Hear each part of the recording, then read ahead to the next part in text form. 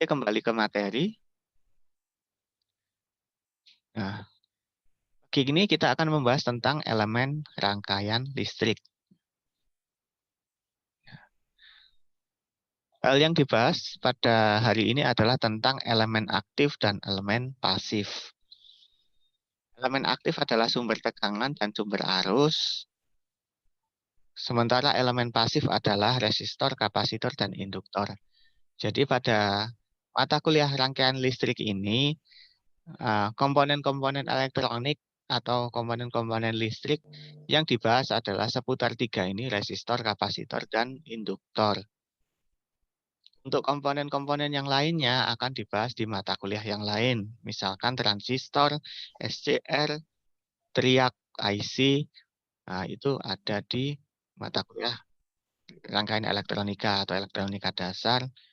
Kemudian IC logic, IC gerbang AND or NOT itu juga akan dibahas pada praktikum sistem digital.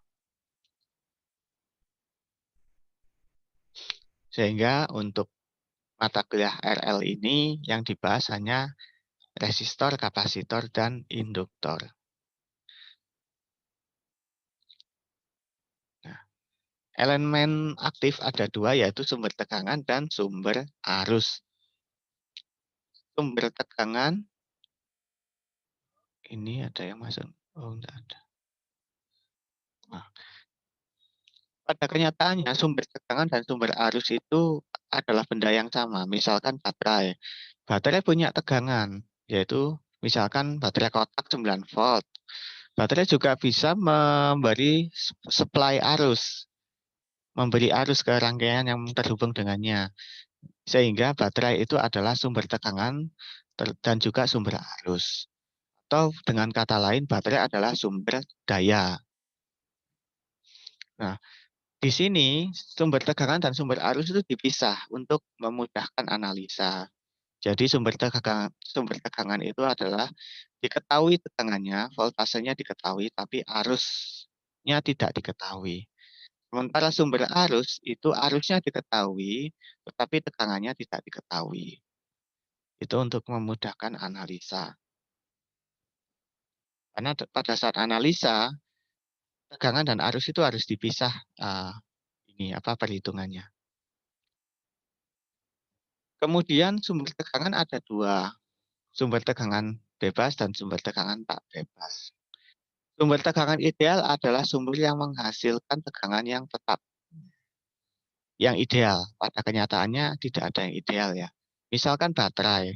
Baterai itu baru 9 volt atau mungkin 9, sekian volt.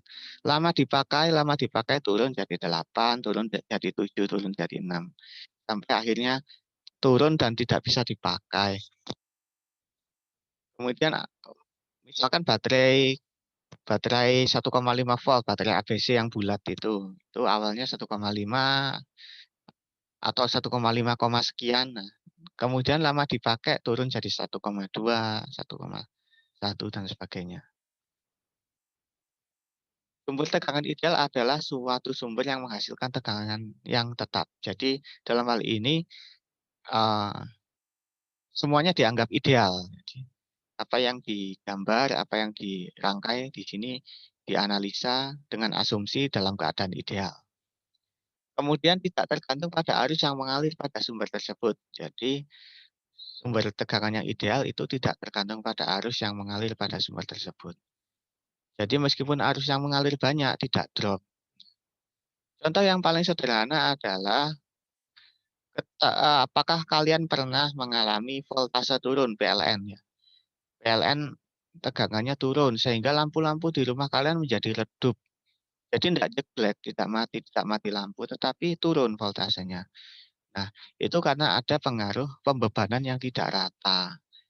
Itu artinya apa? Arus yang mengalir dari trafo PLN itu berpengaruh terhadap tegangannya. Itu kan hal yang tidak ideal ya. Nah, dalam hal ini, dalam rangkaian listrik ini semuanya dianggap ideal. Tapi pada kenyataan di lapangan yang ada di kehidupan sehari-hari tidak ada yang ideal. Listrik PLN pun juga begitu, tidak ada yang ideal. Tidak selamanya dia 220, kadang 230, kadang 240, kadang 190. Seperti itu.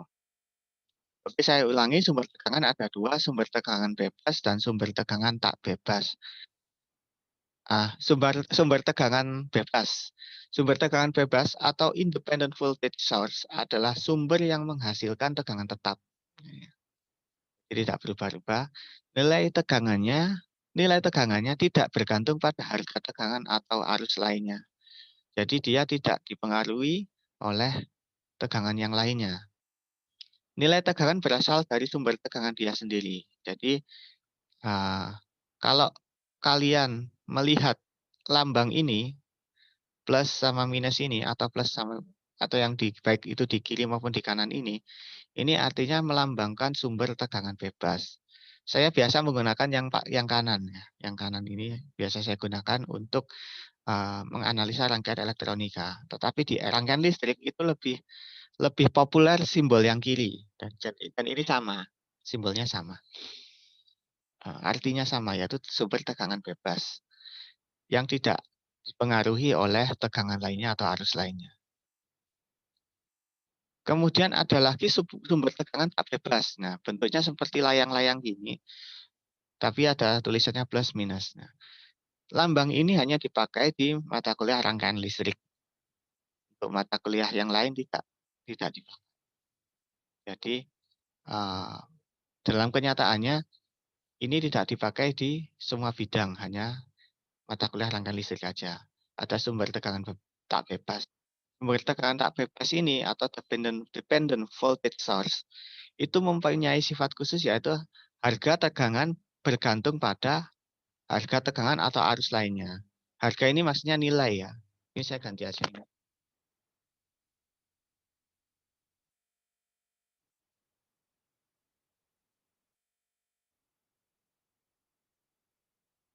Nilai tegangan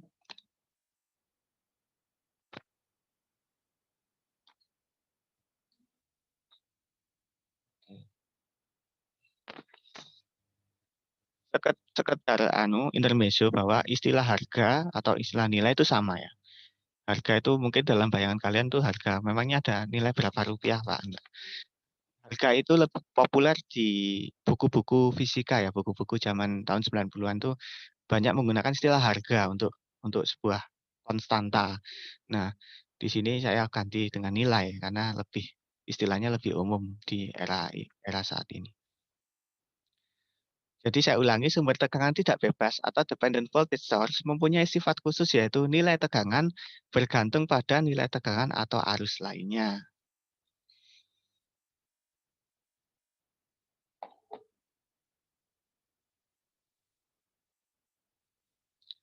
Oke, lanjut. Nah, sekarang sumber arus.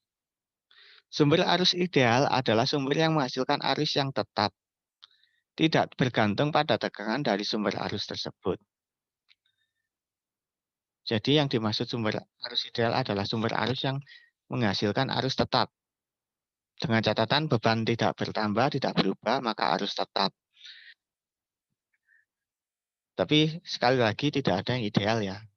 Semuanya, misalkan baterai kalau sudah tegangannya turun, arusnya pun juga ikut turun.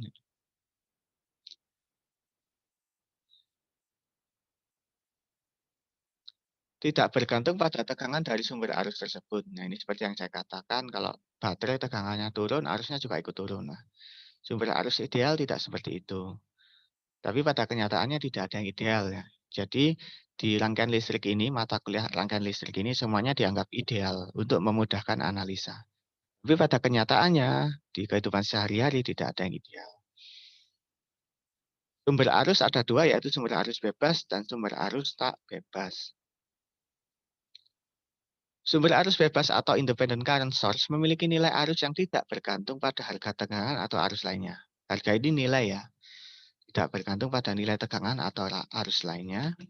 Sementara sumber arus tak bebas, dependent current source, memiliki nilai arus yang bergantung pada harga tegangan atau arus lainnya. Jadi ini dipengaruhi oleh lingkungan, ini tidak dipengaruhi oleh lingkungan. Lingkungan maksudnya rangkaian yang terhubung dengan ini. itu yang dimaksud dengan lingkungan. Jadi digambarkan dengan layang-layang ya, yang dependent current source. Sementara yang independent dilambangkan dengan bulat. Nah, kemudian elemen pasif. Elemen pasif atau komponen pasif yang dipelajari pada mata kuliah rangkaian listrik ada 3, yaitu resistor, kapasitor, dan induktor. Banyak sekali peralatan listrik di rumah kalian itu yang hanya menggunakan elemen pasif. Contoh setrika. Setrika itu hanya elemen pemanas. Elemen pemanas itu sebenarnya dia adalah kawat hambat. Kawat hambat yang listrik kalau dihambat pasti akan menghasilkan panas. Dan panas itu dimanfaatkan untuk disalurkan ke logam. Sehingga jadilah setrika listrik. Selain setrika listrik apalagi Pak? Yang hanya menggunakan elemen pasif. Contohnya adalah ini magic jar atau magic comb. Itu juga hanya menggunakan elemen pemanas yang sebenarnya dia adalah kawat hambat yang kalau dialiri arus dia akan menghasilkan panas dan panas itu disalurkan ke logam di sekitarnya. Jadi contohnya adalah setrika, kemudian magic comb, magic jar, apalagi Pak solder yang kalian pakai itu juga hanya terbuat dari kawat hambat. Atau elemen pemanas air atau alat untuk bikin kopi, itu juga sama. Kemudian peralatan listrik rumah tangga lainnya yang hanya menggunakan elemen pasif adalah kipas angin. Kipas angin, blender, itu menggunakan induktor atau kumparan atau motor ya. Yang komponennya ya cuma induktor sama kapasitor. Kipas angin itu tidak ada resistornya, adanya cuma induktor atau kumparan. Untuk memindahkan kecepatan itu digunakan kumparan juga. Jadi dengan penambahan kumparan itu otomatis resistansinya jadi naik sehingga kipas bisa pelan, bisa cepat tergantung dia melewati berapa banyak kumparan. Kipas angin juga ada kapasitor untuk memudahkan start awal. Start awal pada saat pertama kali kipas dinyalakan itu ngoyo ya. Ngoyo sekali itu pekerjaannya. Sebentar, ada. Sebentar ya. Ya Pak, siap. Ya.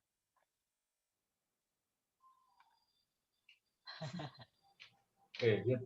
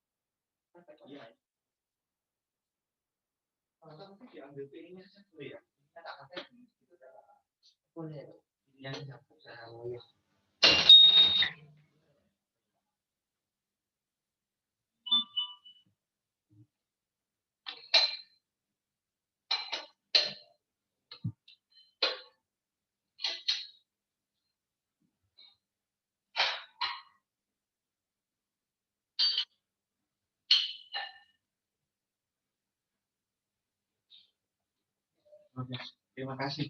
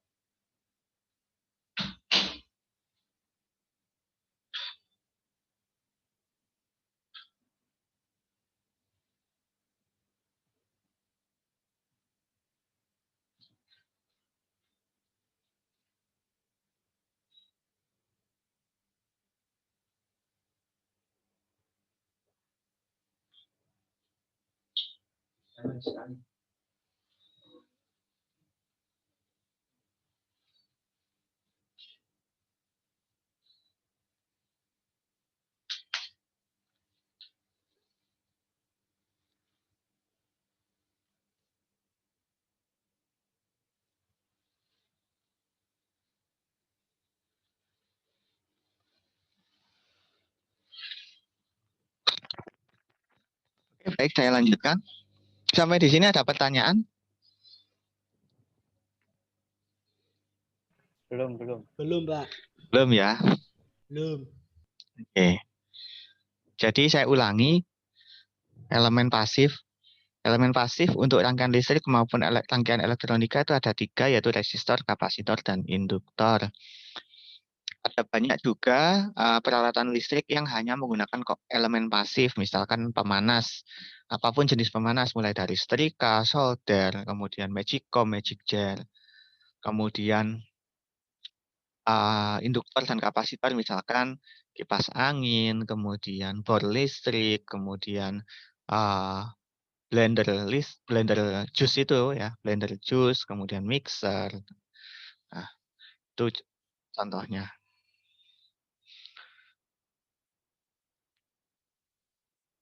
Terus saya lanjutkan.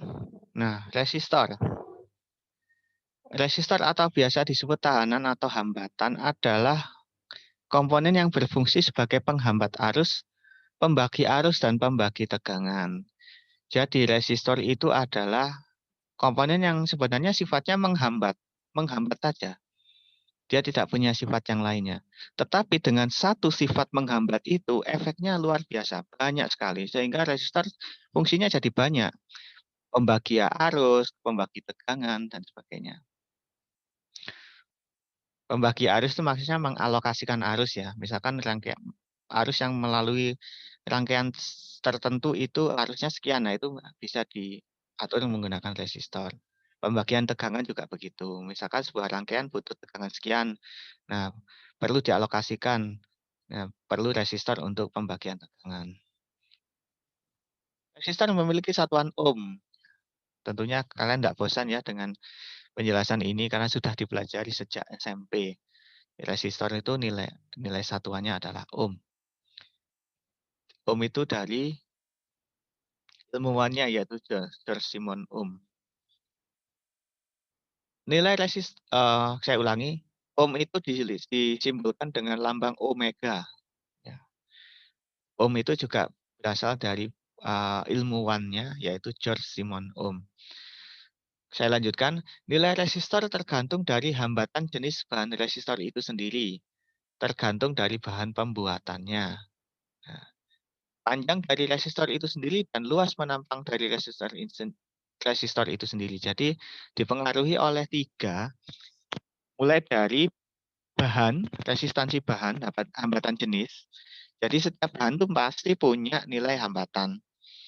Kemudian L itu adalah panjang dari resistor itu sendiri, dan A adalah luas penampangnya.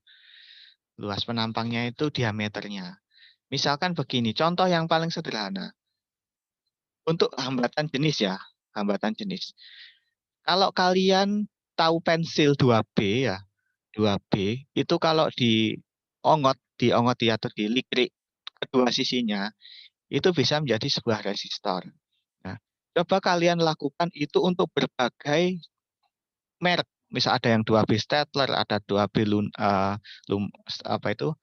Yang merek selain Stadler itu apa ya? Selain Stadler mereknya apa ya? Faber-Castell. Apa ya, Pak? Faber-Castell, Pak. Iya, selain itu apa lagi?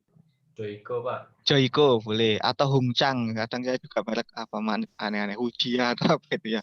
Ya, itu setiap merek pensil ya, itu setiap merek pensil kalau kalian ongotin terus kalian ukur dengan ohmmeter itu berbeda-beda nilainya. Meskipun dengan panjang yang sama, luas penampangnya sama, itu berbeda-beda. Itu artinya apa? Karena tergantung dari bahan pembuatannya. Itulah analogi dari hambatan jenis. Hambatan jenis. Lalu gini, kalian tahu tembaga. Tembaga kan dipakai untuk kabel ya, mulai dari kabel untuk instalasi rumah tangga, pabrik, bahkan sampai distribusi PLN. Nah, kenapa kok dipilih tembaga? Karena tembaga memiliki hambatan jenis yang kecil. Jadi ini, hambatannya itu kecil. Adakah yang lebih bagus, Pak? Ada emas atau perak, logam mulia. Tetapi itu tidak ekonomis.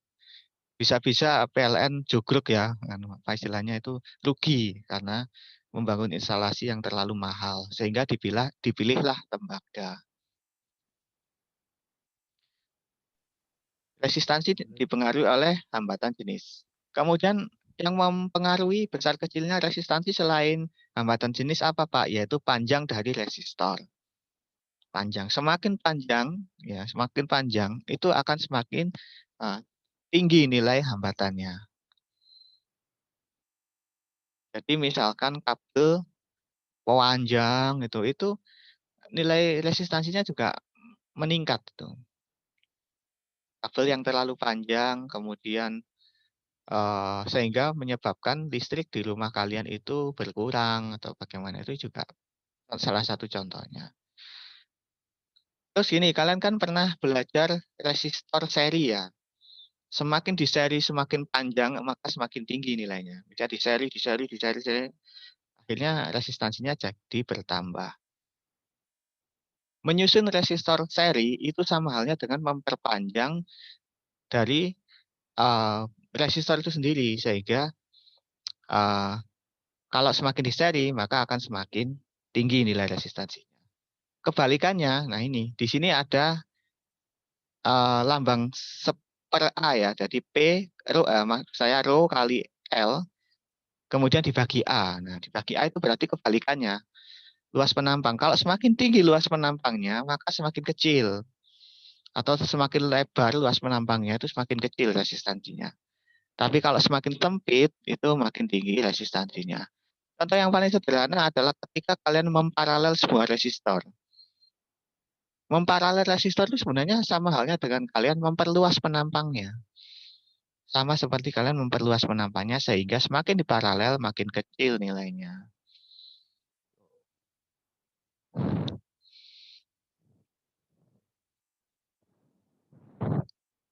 Itulah sebabnya kenapa instalasi listrik di rumah kalian itu menggunakan kabel NYM. NYM itu kabel yang tembaganya pejal dan isinya ada 2 atau 3.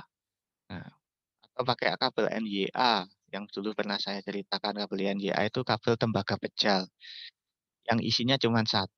Bukan kabel NYZ. NYZ itu kabel yang kalau kalian beli kabel roll, nah itu kan kabelnya kecil sekali ya tembaga di dalamnya dan terbuat dari serabut. Nah itu namanya kabel NYZ. NYZ itu tidak direkomendasikan untuk instalasi rumah, kecuali halnya untuk kabel roll yang mungkin untuk menghidupkan apa itu charger HP atau charger laptop itu nggak ada masalah. Tapi kalau untuk instalasi menggunakan kabel NYM atau NYA yang terbuat dari tembaga pecel. Nah, itu teori itu dapat dari mana, Pak? Dari rumus ini. Nah, kita harus Assalamualaikum memperluas. Pak. Maaf telat. Waalaikumsalam. Ya, enggak apa-apa, Mas. Silakan. Mas Dani, ya. Iya, Pak. Ya, sehat-sehat ya. Mohon maaf Pak, Ya, nama Pak. Ya, silakan. baru masuk Pak, Arfan. Oh, Mas Arfan, ya. Nanti saya absen ya Iya setelah Pak. kuliah. Saya ulangi, luas penampang ya. Luas penampang itu semakin besar makin bagus, makin kecil resistansinya. Itulah sebabnya mengapa listrik di rumah kalian itu menggunakan kabel NYA atau NYM, karena terbuat dari tembaga pecel dan penampangnya sangat luas, lebih luas dari tembaga serabut. Kemudian saya lanjutkan resistor. Masih tetap resistor. Jika suatu resistor dilewati oleh sebuah arus, maka pada kedua ujung dari resistor tersebut akan menimbulkan beda potensial atau tegangan. Jadi ketika resistor ini dilewati arus, maka akan terjadi beda potensial antara yang ujung sini dengan ujung sini. Arusnya ke bawah ya. Kemudian tanda panah ke atas ini bukan aliran ya, tetapi lebih tepatnya potensial ini lebih tinggi daripada ini. Jadi ini lebih tinggi potensialnya daripada ini. Sehingga kedua ujung ini timbul beda potensial. Beda potensial.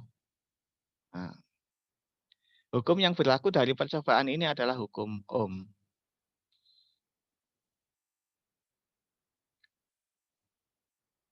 I sama dengan V per R. VR ini adalah V dari resistor ini sendiri.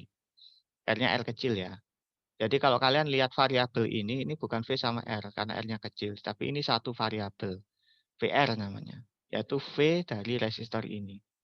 R adalah nilai resistansi ini. I ya arus yang mengalir ini. Intinya sama seperti IV per R, cuman bedanya V-nya lebih spesifik, dikatakan V apa Pak?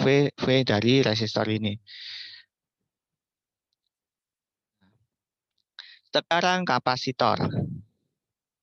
Kapasitor atau kondensator memiliki sifat memblokade arus DC yang mengalir pada kapasitor tersebut.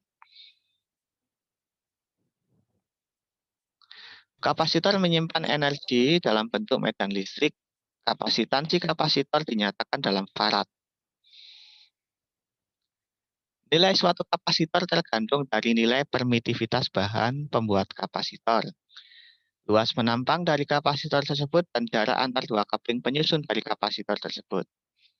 Jadi nilai kapasitor itu tergantung dari satu, nilai permitivitas, dua, luas penampangnya, makin besar juga paratnya. Kemudian jarak antar dua keping, jaraknya. Permitivitas itu apa, Pak? Permitivitas berkaitan dengan kemampuan suatu material untuk menyampaikan atau memperbolehkan atau permit dalam bahasa Inggris suatu medan listrik. Jadi permitivitas itu adalah kemampuan suatu material untuk memperbolehkan adanya medan listrik.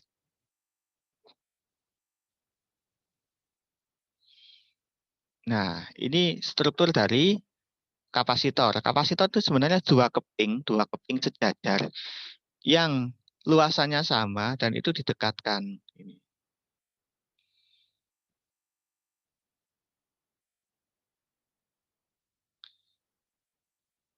Epsilon itu adalah permitivitas bahan. Jadi permitivitas bahan itu adalah bahan di tengahnya ini. Bahan dielektrik. Jadi tengah-tengah antara dua keping ini ada bahan dielektrik. Nah, yang itu punya nilai epsilon yang berbeda-beda. Nah, itulah sebabnya kapasitor itu dibangun dari berbagai macam bahan. Ada yang keramik, ada yang milar. Milar itu nama lainnya polyester. Kemudian ada yang kertas, kemudian ada yang cairan elektrolit atau saat ini kalian sebut elko ya. Elko itu kapasitor yang bahan dielektriknya terbuat dari cairan elektrolit. Jadi elko itu kalau kalian buka itu ada minyaknya, istilahnya ada cairannya itu. Nah, cairannya itu kalau habis nilai faradnya, mikrofaradnya juga akan berkurang. Itu berkaitan dengan permitivitas bahan. Kemudian A adalah luas penampang bahan. Makin besar luas penampangnya juga akan makin tinggi. Makin tinggi nilai faradnya. Kemudian B, jarak dua keping. Jarak keping. Karena ini dibagi, berarti makin dekat atau makin kecil, makin tinggi juga kapasitansinya. Nilai faradnya akan makin tinggi.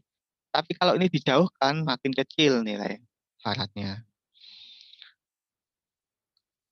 Oke, sampai di sini ada pertanyaan tentang kapasitor. Boleh kalian bertanya tentang yang ada di slide ini atau di luar slide ini. Untuk membangun persepsi tidak harus berdasarkan slide, tapi berdasarkan pemahaman kalian. Mungkin kalian punya cerita atau punya pertanyaan terkait kapasitor atau resistor. Silakan kalau ada pertanyaan sebelum saya lanjutkan. Belum, Pak. Pak, saya mau tanya, Pak. Ya, silakan. Ini misalkan kalau kabel charger itu sudah dicolok ke stop kontak, tapi nggak disambungkan ke HP atau laptop itu tetap menghambat apa enggak ya, Pak? Tetap menghambat atau enggak? Oh, maksudnya gini. Kalau charger dicolokkan ke laptop, tetapi tidak disalurkan ke HP gitu ya. Nah, maksudnya apakah dia mengkonsumsi arus atau tegangan gitu dah? Ya, ya. Oh iya ya, mengkonsumsi ya, Iya Mas, mengkonsumsi Mas. Tetap mengkonsumsi. Jadi charger itu kalau nggak kalian lepas, dia masih nyedot listrik. Jadi tetap masuk tagihan istilahnya apa? Meteran kalian tetap jalan itu. Menambah kecepatan meteran itu. Jadi dia tetap nyedot listrik. Karena ini apa tidak zaman sekarang itu jarang sekali alat-alat itu yang ada on off-nya. Sekarang charger HP kalian apa ada on off-nya? Nggak ada kan ya? Nggak ada kan ya? Pak. Nggak Nggak ada ada. ya? Nggak Iya, ada. ya. Jadi itu tetap ngambil daya ya, Pak? Iya, tetap Waduh. ngambil. Nah, Ya, itu terima tetap. kasih, Pak. Iya, ada apa-apa, Mas. Ya, sama-sama. Ya, silakan. Berarti kalau ada on off-nya nggak perlu dicabut, nggak apa-apa ya, Pak? Ya, tapi on off-nya kita perlu tahu juga apakah on off itu juga benar-benar memutus arus ataukah tidak. Contoh yang paling gampang adalah tahu lampu belajar. Lampu belajar. Ya, lampu belajar itu ada on off-nya. Itu bisa memutus arus sehingga meskipun kalian colok berhari-hari tidak masalah asalkan dia memutus arus. Contoh yang paling sederhana, kabel roll kalian. Kalian kan kalau beli kabel roll beli yang ada apa itu saklarnya enggak, yang ada on off-nya enggak? Beli yang ada on off-nya biar misalkan kalau kabel roll itu dihubungkan ke charger HP, charger laptop atau apa, itu bisa dimatikan di pusatnya yaitu di saklar itu. Kemudian televisi sekarang sudah tidak ada on off-nya, adanya tombol standby. Yang tombolnya kecil itu sudah tidak ada lagi tombol on off. Halo Pak, Ya, silakan. kan ini yang televisi ya Pak. Iya. Kan sekarang televisi kebanyakan nyalainnya kan pakai remote kayak tombol power on off gitu. Iya, betul. Tapi itu kabelnya masih nyolok ke stop kontak gitu. Itu Iya. masih ngalir apa? Masih ngalir. Walaupun mati gitu ya Pak. Iya, walaupun mati. Karena ada rangkaian yang bekerja di situ, yaitu rangkaian yang dia tuh standby sampai menunggu ada perintah dari remote. Iya kan? Ada rangkaian yang bekerja di situ. Dan dia fungsinya menunggu perintah. Selama dia menunggu melakukan tugasnya, dia pasti nyedot arus atau nyedot tegangan. Dia pasti ngambil listrik. Dan dia butuh hidup istilahnya. Ya, Pak, makasih Pak. Iya. Meskipun demikian, pabrik pun juga sangat teliti dalam hal ini ya. Sebisa mungkin arus standby atau istilahnya arus standby itu sekecil mungkin. Sehingga tidak tidak boros listrik. Namanya arus standby. Arus standby itu meskipun kedengarannya boros ya, tapi punya keunggulan, yaitu lebih awet jadinya. Jadi komponen elektronik pada TV itu sangat sensitif ya, sangat sensitif. Jadi kalau di on off kan dicolok itu bisa rusak, bisa cepat rusak. Lebih awet kalau dia dapat arus standby, begitu dinyalakan dia nggak langsung kaget istilahnya gitu. Orang Jawa bilang nggak langsung kaget nyalanya. Jadi dia lebih awet. Jadi ada plus minusnya sih. Minusnya adalah nyedot listrik, plusnya keunggulannya adalah nggak mudah rusak. Nah itu. Oke, ada pertanyaan lagi? Kalau kurang jelas bilang ya. Jangan sungkan-sungkan tanyanya. Pak, saya mau tanya Pak. Iya, silakan. Jadi kan sekarang ada adaptor yang HP yang pakai timer itu loh Pak. Oh iya, Nah, itu gimana Pak? Apa bener-bener misalkan dipasangnya sejam itu bener-bener berhenti apa gimana Pak? Oh iya. Coba saya perlu cek ini perlu cek bendanya. Charger HP yang ada timernya. Iya Pak. Ya, charger HP kan dilihat dari sekilas kita bisa tahu. Biasanya timer itu kalau timer mekanik itu memang benar-benar memutus. Tapi kalau timer elektronik itu masih tetap ada. Karena timer elektroniknya itu kan tetap butuh arus kan ya. Untuk menjalankan fungsi timer itu butuh arus, jadinya dia tetap apa istilahnya, nyedot listrik. Coba saya browsing dulu ya. Charger, HP, timer. Oh iya.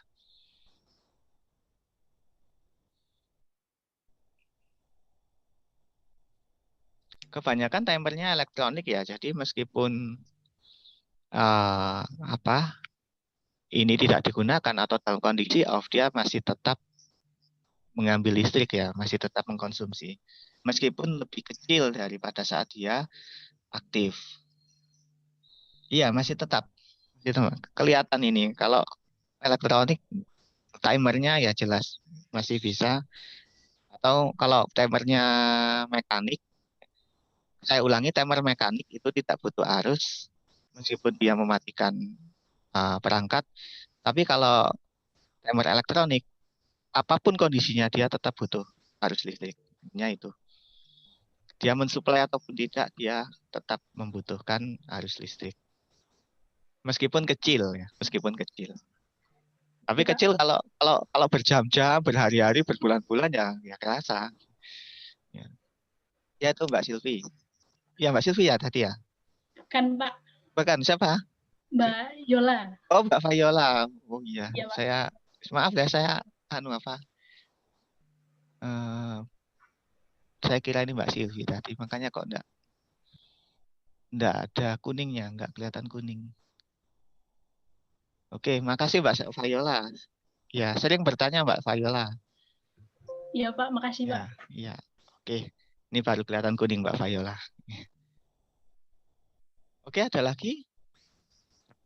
Saya mau nanya, Pak. Iya, Mbak Dinda. Itu, Pak, mengenai listrik itu. Kan, Ya. nah ya di rumah nenek saya itu kayak apa, desanya itu udah ada pengumuman kalau ada mati lampu gitu ya, Pak ya. Ya. Ternyata itu nggak jadi. Ya. Nggak jadi mati lampu. Mm-mm. Tapi turun daya gitu. Turun Tapi kok daya. ya nggak semuanya gitu loh, Pak. Nggak semuanya desa situ turun daya. Tapi di rumah nenek saya itu turun daya. Namanya turun daya kan lampunya walaupun dinyalain gitu kan jadi kayak apa, nggak terang gitu kan ya Pak ya. Itu Iya. kenapa ya Pak ya? Oh ya, berarti paling tidak ada dua pertanyaan ya. Kenapa kok turun daya itu tidak semua ya? Tidak semua yang. Terus kemudian kenapa kok turun daya itu lampunya jadi redup gitu ya? Iya. Ya, oke. Yang pertama, turun daya itu kenapa kok tidak menyeluruh? Nah, itu berkaitan dengan instalasi. Berkaitan dengan instalasi. PLN itu pasti punya skema, istilahnya rumah si A itu masuk ke gardu ini, rumah si B masuk ke sini. Nah, itu mungkin turun daya itu ada sebetulnya adalah woro-woro atau pengumuman dari PLN pada saat mereka melakukan perbaikan. Nah, perbaikan itu mereka analisa dulu. Ini aku ganggu pelanggan nggak kalau aku memperbaiki? Oh ya, ganggu. Ternyata aku memperbaiki ini bakal ganggu wilayah ini.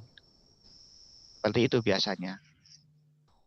Jadi itu terpengaruh karena setiap rumah itu pasti punya wiring atau pengkabelan yang berbeda-beda. Ada yang ikut gardu sana, ada yang gardu pusat, ada yang gardu. Jadi istilahnya punya skema lah, istilahnya punya apa ya, punya gambar atau punya apa istilahnya gitu. Intinya tiap rumah itu berbeda. Contoh di rumah saya kan tiang listriknya kan ada 3 kabel, ada yang ikut kabel yang sebelah kanan, ada yang ikut setengah, ada yang sebelah kiri. Nah, sama seperti itu. Perbaikan di salah satunya akan berpengaruh pada pelanggan yang ada di kabel tersebut. Nah, intinya itu. Terus kalau mengapa begitu turun daya itu lampunya jadi redup? Jelas. Karena yang turun itu adalah tegangannya. Kalau arusnya tetap, tegangannya turun, maka dayanya juga ikut turun. Efeknya apa? Efeknya kalau lampu bisa jadi redup atau berkedip. Ya. Kalau lampu LED biasanya lebih cenderung lebih redup. Kalau lampu CFL itu kadang berkedip dan dia bisa rusak karena CFL itu sangat peka. CFL itu lampu U itu lampu yang bentuknya U atau tornado itu. Nah, kemudian kalau lampu pijar jarang ya. Jarang orang pakai lampu pijar, itu pengaruhnya juga redup, tapi lampu pijar lebih kuat kan. Berapapun tegangan dia selama masih mencukupi dia akan nyala. Kalau dia tidak cukup, dia hanya nggak nyala gitu aja, dan dia nggak akan rusak. Itu sih karena tegangannya turun, jadinya lampunya juga ikut redup. Gitu. Gimana Mbak Dinda? Kalau kurang jelas saya jelaskan lagi. Sudah, Pak. Jadi Sudah. tergantung ikut kabel gardunya itu ya, Pak ya. Iya, tergantung Sudah. ikut yang mana. Biasanya gini, kalau di kota-kota gini misalkan, kalian kalau melihat kabel maaf tiang listrik PLN ya, itu kan kabelnya tiga fase RST. Mungkin yang R-nya itu Pak RT, rumah Pak RT, Pak RW, terus Bu siapa, Pak siapa. Nah, kemudian yang S punyanya bengkel, misalkan bengkel, atau punyanya warung ini, warung si A, warung si B, atau rumahnya siapa gitu. Nah, kan beda-beda. Nah, itu pengaruhnya di situ. Nah, itu akan kelihatan sekali pada saat mati lampu bergilir. Nah, mati lampu bergilir dalam sebuah area bermacam-macam. Misalkan si A ikut R, si B ikut S, dan si T ikut dan si C ikut T. Jadi istilahnya kan RST ya. Tiga fase itu istilahnya R, S, dan T. Ada yang ikut R, ada yang ikut S, dan ada yang ikut T. Itu pada saat pemadaman bergilir bisa jadi mereka beragam. Ada yang rumahnya mati lampu, yang lain masih nyala. Gitu. Jadi lumayan membingungkan. Loh, rumahnya sebelah kok nyala, rumah kita kok mati lampu. Wah, ini nggak adil ini. Seperti itu. Ini PLN gimana ini? Nah, ya, sering terjadi seperti itu. Tapi intinya itu. Tergantung ikut kartu yang mana dan kabel yang mana. Oke, Mbak Dinda? Ya, Pak, sudah. Nah, Terima kasih, Pak. ya, sama-sama. Mungkin kalau kalian di jalan lihat kabel sutet atau kabel apa, biasanya kan ada 3 kabel ya, atau 6 kabel, itu RST, 3 fase. 3 fase hanya dipakai untuk pabrik, untuk kampus juga iya, untuk industri, untuk tapi kalau rumah tangga cukup 1 fase.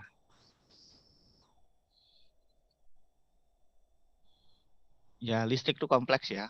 Misalkan di Lea juga begitu. Gedung Lea pada saat kita masih di Lea, gedung Lea dengan gedung gedung Gayungan itu juga listriknya terpisah gitu. Kadang Lea mati lampu atau listriknya nggak bisa, tapi Gayungan bisa. Dan sebaliknya, Gayungan bisa, yang gedung Lea nggak bisa. Oke, ada pertanyaan lagi sebelum saya lanjutkan?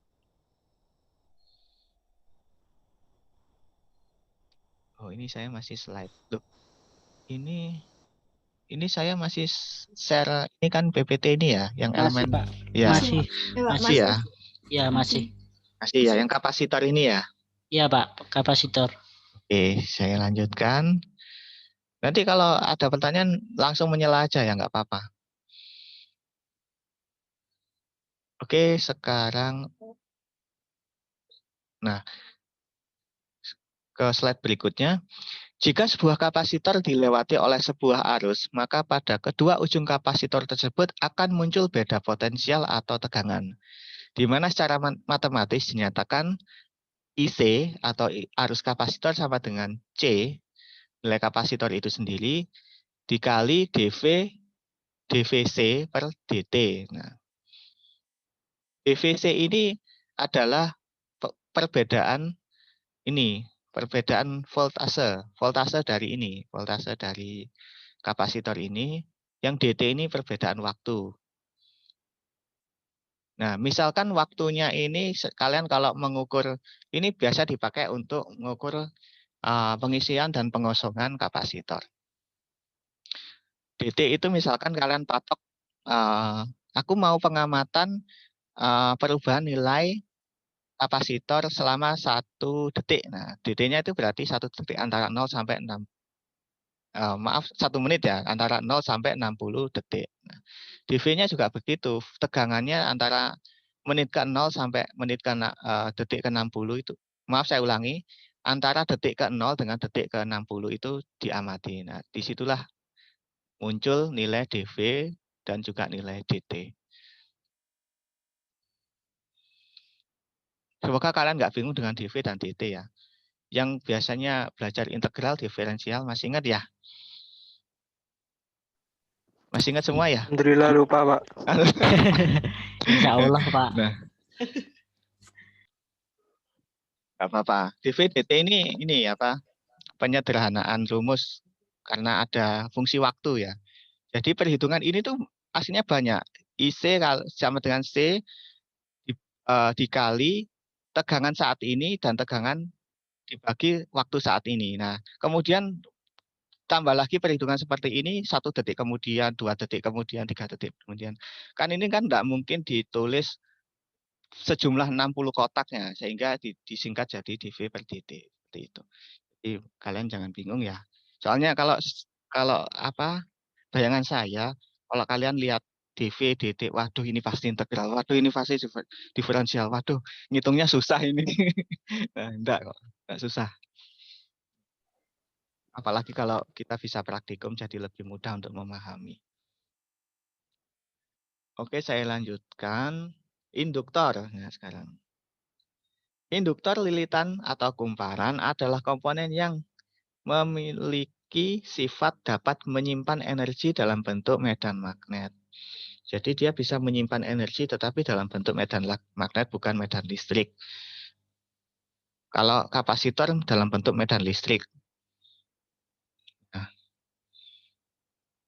saya coba flashback kembali kapasitor itu dia kan dapat menyimpan energi dalam bentuk medan listrik. Kalau kapasitor itu penuh, misalkan sebuah kapasitor dalam keadaan penuh, dia dihubungkan ke lampu, lampu bisa nyala meskipun hanya sepersekian detik karena dia menyimpan medan listrik. Dan lampu itu menyala karena ada listrik kan. Beda dengan lilitan. Lilitan ini menyimpan energi dalam bentuk medan magnet.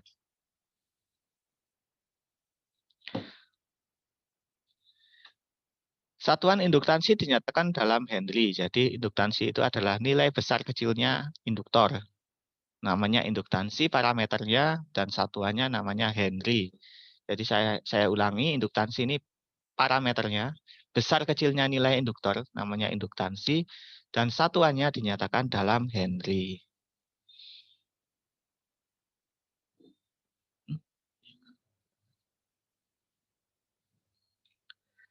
Oke, saya lanjutkan.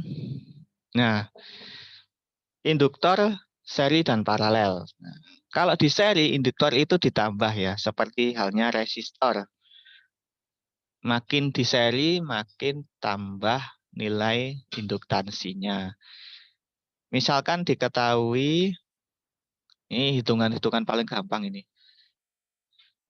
Ketahui L1 100 nanohenry, L2 400 nanohenry, dan L3 20 nanohenry. Ditanya L total ya. Induktansi total adalah L1 ditambah L2 ditambah L3 ditambah L sebanyak mungkin. Jadi kalau ini di paralel banyak ya sebanyak itulah ditambah. Misalkan ada L4 di sini, maka di sini ditambah L4. Penyelesaiannya bagaimana? L total sama dengan L1 tambah L2 ditambah L3. 100 ditambah 400 ditambah 20. Jadi 520 nanohenry. Kalian harus terbiasa dengan prefiks ya. Nano, mili, mikro, piko gitu ya. Karena satuan Henry itu terlalu besar. Ya, terlalu besar. Umumnya rangkaian elektronik yang ada di komponen elektronik yang ada di sekitar kita itu satuannya nanohenry, milihenry, mikrohenry. Kemudian kapasitor juga begitu, mikrofarad, nanofarad, pikofarad.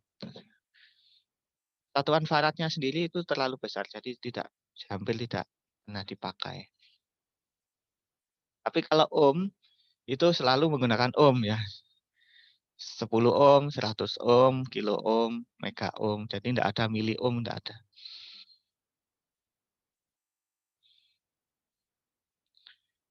Jarang sekali mili ohm ya.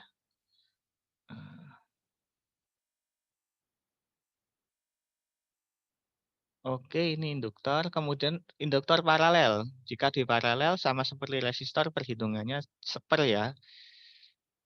Misalkan L1, L2, dan L3 di paralel, maka L total adalah seper L1 ditambah seper L2 ditambah seper L3. Ingat kalau perhitungan begini kalian harus menyamakan penyebutnya. Ini soalnya kakak kelas kalian juga masih ada yang belum bisa menyelesaikan penjumlahan pembilang dan penyebut seperti ini. Jadi harapan saya kalian harus bisa ya. Masih ingat nggak menyamakan penyebut? Masih, Pak. Masih Pak. ya? Masih ya? Ya. Bismillah, Pak. Kenapa? Bismillah Bismillah. ya. Ya.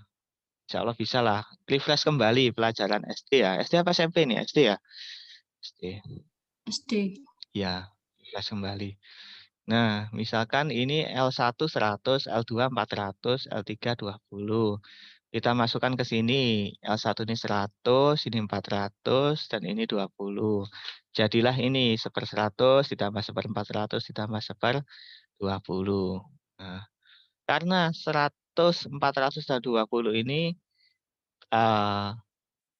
misalkan 400 dibagi 20, 400 dibagi 100 tak bersisa, maka kita gunakan sebagai penyebut. Jadi 4/400, 1/400, 20/400. Sehingga L total adalah 25/400 dan L total adalah 400 dibagi 25 dan L total adalah 16 nanohenry. Ingat, apapun yang diparalel hasilnya akan selalu lebih kecil dari yang terkecil. Saya ulangi, baik itu resistor maupun induktor, nilai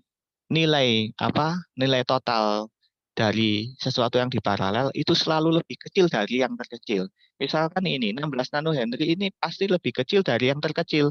Dari 100, 400 dan 20, ini kan yang terkecil adalah 20. Dan nilainya pasti lebih kecil dari yang terkecil 20. Jadi patokannya itu. Nah, jadi kalau kalian ingin memparalel nilai resistor atau induktor, itu kalian bisa mengira-ngira hasilnya berapa itu dari nilai yang terkecil. Kalau yang terkecil misalkan 20 ya udah pasti lebih kecil dari 20. Nah, patokannya itu. Itu dipakai pada saat kalian mencari nilai resistor dan resistor yang kalian miliki terbatas. Kalian harus capek-capek belanja online atau naik motor untuk ke pasar genteng hanya untuk mencari nilai resistor yang diinginkan. Tidak perlu, cukup nilai resistor yang kalian miliki tinggal diparalel aja atau di seri sesuai kebutuhan. Oke, itu tadi. Oke, terima kasih. Berarti ini slide terakhir untuk pertemuan hari ini.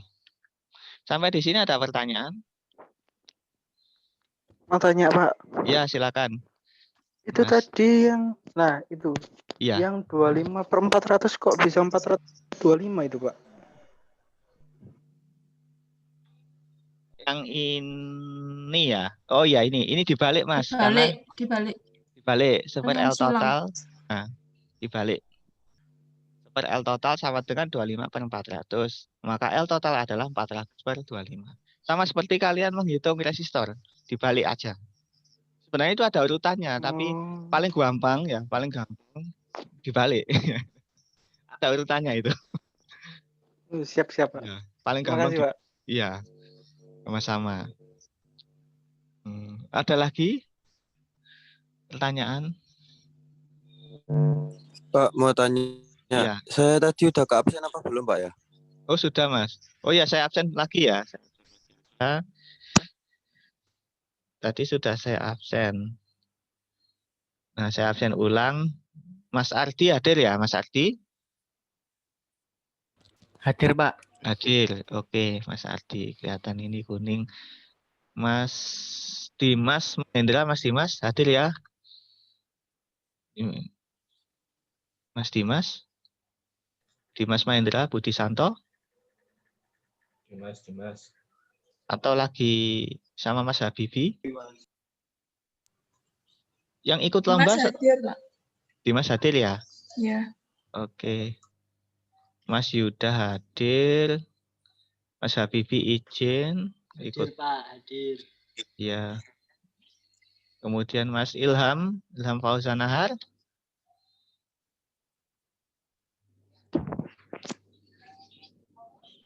Ini soalnya banyak jadi Pak, saya apa sudah di absen, Pak? Mas Gilang. Mas Gilang sudah. Mas Gilang sudah. Saya panggil ya, Mas Elang. Mas Elang, ada Mas Elang? Pak, saya Pak. Oh, Mas Elang ya. Di Mas Elang hadir. Mas Diko.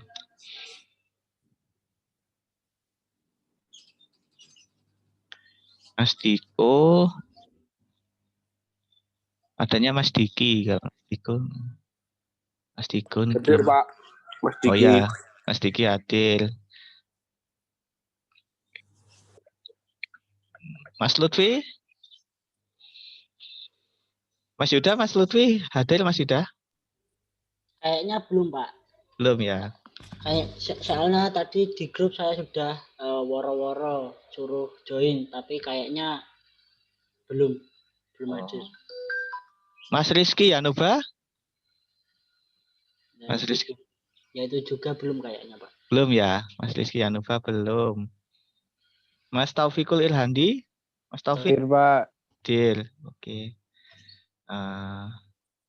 Jadi dari CE1 yang tidak hadir adalah Mas Ilham, Mas Diko, Mas Rizky Yanuba, sama Mas Lutfi ya. Saya kosongi dulu. Kemudian yang dari CE2, Mas Arfan hadir kan ya? Mas Arfan hadir? Hadir, Pak. Hadir. Kemudian Mas Marco hadir ya? Mas Marco, Mas Effendi hadir. Mas Dava? hadir, Pak. Mas Dava? Mas Dava? Belum ya? Mas Ari Chandra? Hadir, Pak. Hadir. Mas Ari Chandra. Kemudian Mas Andre Adinugroho? Hadir, Pak. Hadir. Oke. Mas Trisna? Mas Hadir, Trisna? Pak. Hadir. Hadir, Pak. Oke. Siap, berarti dari CE2 yang enggak hadir cuma Mas Dava ya? Pak Dava itu izin dulu, Pak. Ada urusan. Oh ya, izin ya. Oke. Ya. Ya, saya tulis izin ya. Ya, Pak. Yang penting ada kabar ya. Jangan sampai enggak ada kabar. Ya mau perpanjang itu loh, Pak, STNK. Oh ya, enggak apa-apa. Oke. Saya ulangi yang CE02 clear, izin 2, yang lainnya hadir. Kemudian yang dari CE1 yang belum ada keterangan Mas Lutfi Rahman, Rizky Yanuba, Diki Alan Firmansyah, sama Mas Ilham Fauzan Nahar. Ya, ada 4 orang. Coba ditanyain kenapa nggak ikut. Kalau ada keperluan nanti saya tulis izin ya. Oke. Tapi ini meskipun saya absen, tetap di Igracia saya tulis full semua yang masuk, biar kalian tidak terganggu dengan masalah birokrasi. Ini cuman untuk saya gunakan sebagai penilaian. Kalau di akhir UAS, ini saya lihat keaktifannya, yang paling aktif banget, perfect, biasanya A. Oke. Terima kasih. Sebelum saya akhiri, ada pertanyaan? Kita nggak lama-lama ya, soalnya kenapa? Kalian kalau online itu telinga kalian bisa panas dan pantat panas. Terus kuota kalian juga ini Ya, Pak. kasihan kuotanya. Oke. Betul, Pak. Tapi gini, meskipun kita sedikit-sedikit, tapi nanti kalau ada nggak kurang jelas atau ingin disampaikan, baik itu di luar materi kuliah nggak apa-apa, tetap kirim WA ya, boleh kirim di grup maupun kirim via Japri. Oke. Karena itu juga kalian berhak untuk mendapatkan kalian berhak untuk mendapatkan jam kuliah tidak hanya dalam bentuk perkuliahan tapi juga dalam bentuk konsultasi. Oke. Jadi itu mohon untuk dimanfaatkan ya. Ya, Pak, siap. Oke. Ya, Pak, siap. Baik, saya akhiri. Kalau nggak ada pertanyaan, ada pertanyaan kah? Ya, Pak. Tidak, Pak. Oh, tidak. Oh iya, oke. Pak, mau bertanya, Pak? Ya, silakan. Itu yang kan di atas itu ada rumus ya, Pak. Tapi kok nggak dikasih contoh soal itu emang Gimana? Oh, yang ini sebentar saya Ya kayak lihat. kapasitor kayak itu. Oh iya, sebentar. Nggak Yang dikasih contoh soal. kapasitor ini ya.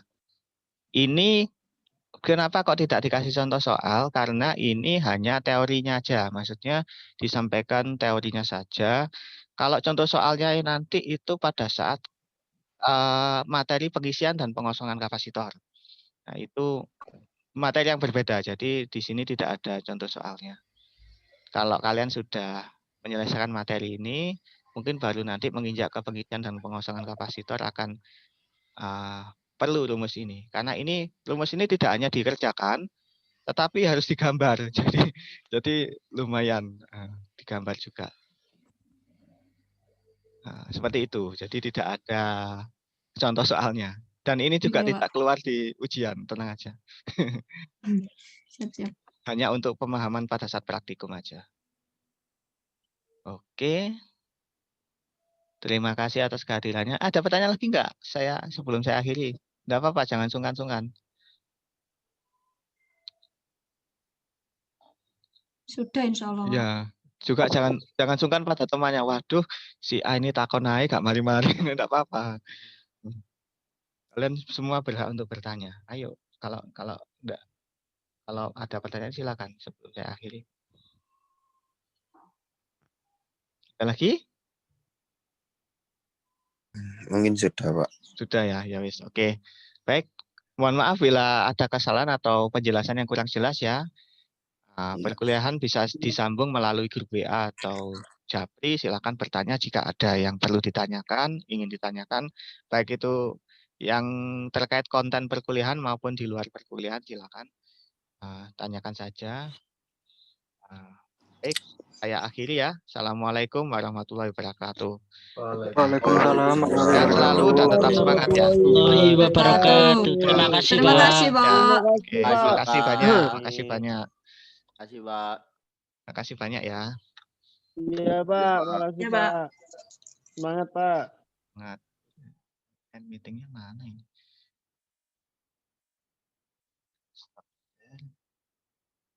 Oh ini. Oke, makasih. Sama-sama, Pak.